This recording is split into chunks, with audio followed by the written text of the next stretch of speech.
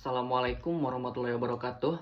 Halo semuanya, perkenalkan nama saya Agis Taufik Faturrahman dengan NIM 1249220109. Pada video kali ini saya akan membahas salah satu topik dalam makroekonomi, yaitu inflasi, dengan judul Inflasi dan Dampaknya Terhadap Ekonomi Indonesia. Inflasi merupakan salah satu fenomena ekonomi yang paling dekat dengan kehidupan sehari-hari kita. Ketika harga bahan pokok naik, saat ongkos transportasi meningkat, atau saat daya beli masyarakat menurun. Semua itu berkaitan langsung dengan inflasi.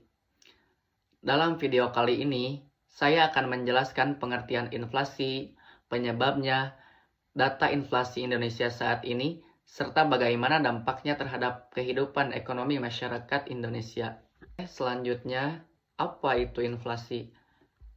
Inflasi adalah kenaikan harga barang dan jasa secara umum dan terus-menerus dalam jangka waktu tertentu. Ini artinya, jika harga satu barang saja naik, seperti cabai misalnya, itu belum disebut inflasi. Namun jika banyak harga barang naik secara serentak, mulai dari bahan makanan, transportasi, hingga biaya pendidikan, dan itu terjadi secara terus-menerus, maka itulah yang kita sebut inflasi. Selanjutnya ada penyebab inflasi. Inflasi bisa terjadi karena berbagai hal, tapi secara umum ada dua penyebab utama. Yang pertama yaitu demand full inflation. Terjadi ketika permintaan barang dan jasa meningkat pesat, sementara pasokan barang terbatas. Yang kedua ada cost full inflation. Terjadi ketika biaya produksi meningkat, seperti kenaikan harga bahan baku, upah tenaga kerja, atau bahan impor. Yang selanjutnya ada data inflasi Indonesia. Menurut data dari Badan Pusat Statistik, tingkat inflasi Indonesia per Mei 2024 mencapai 2,8% secara tahunan. Angka ini masih berada dalam target Bank Indonesia, yaitu antara 2% hingga 4%. Namun, jika kita lihat lebih dalam, ada komponen inflasi yang cukup tinggi, terutama dari sektor makanan dan energi. Misalnya, harga beras sempat melonjak pada awal tahun karena dampak El Nino yang mempengaruhi produksi pertanian. Di sisi lain, kenaikan harga LPG dan BBM bersubsidi juga ikut mendorong inflasi kelompok energi. Selain itu, kelompok pengeluaran lain seperti pendidikan dan transportasi juga mengalami kenaikan harga tahunan di atas 3%. Grafik inflasi dari tahun 2020 hingga 2024 menunjukkan tren yang cukup fluktuatif. Sempat rendah saat pandemi, lalu meningkat pada tahun 2022 akibat dampak global seperti konflik Rusia Ukraina dan harga minyak dunia.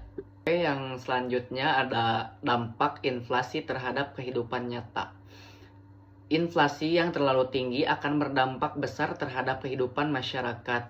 Dampaknya antara lain, yang pertama, ada daya beli masyarakat menurun. Orang-orang merasa uangnya cepat habis, meskipun gajinya tetap.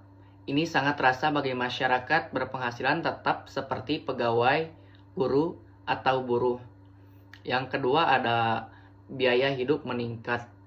Kenaikan harga sembako, listrik, air, dan kebutuhan pokok lainnya akan mempengaruhi kualitas hidup, terutama keluarga berpenghasilan menengah ke bawah. Yang ketiga ada ketidakpastian ekonomi. Bagi pelaku usaha, inflasi yang tidak terkendali membuat mereka sulit memprediksi biaya produksi dan harga jual.